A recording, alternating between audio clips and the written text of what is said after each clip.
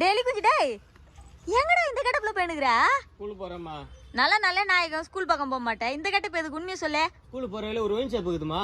எப்ப பாரு 2 பேர் 4 பேர் 3 பேர் உட்காந்து குடிச்சுன்னு இருக்கிறானுங்கம்மா. குடிச்சாலும் பரவாயில்ல, குடிச்சு பாட்டில் அப்படியே உடச்சு போட்டு போறானுங்க. போற என் கையில கால ஃபுல்லா குத்துது.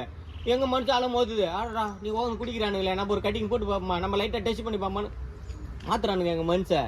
அதான் இன்னைக்கு எல்லாரும் அடிச்சு மச்சி மட்டா கிட்டா இல்ல மண்டைக்கெல்லாம் உடச்சு விட்டு வந்துலான்னு கிளம்பிட்டேன். ஏண்டா நாயத்தை தட்டி கேட்க போறேன்னு முடிவு பண்ணிட்டேன். அழகா ஒரு பேண்ட் செட்ல போக வேண்டியதானே. பொம்பளை கெட்டப்ல போய் தான் திருத்தணுமாண்ணா? அப்படி 2 3 நாள் போனேன். பாத்தல கூலி பண்ணுமா கட்டிங் பண்ணுமான்னு கேட்டானுங்க. கம்முன்னு உட்காந்து குடிச்சு அவங்கள கம்முன்னு படுக்க வேண்டியதாகுது. அதான் இன்னைக்கு லேடிஸ் கெட்டப்ல போயிட்டேன். என்னை எவனும் ஆட்ட முடியாது, அசிக்க முடியாது. பாரதேசி நாய். என்னாச்சு?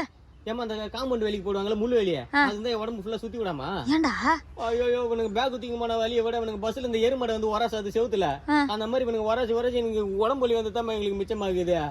அதுக்கு பாசு குத்துனா புரியுதுனா ஒரு ஃப்ரீ பஸ் குத்துனா நல்லா இருந்திருக்கும்ல. என்னடா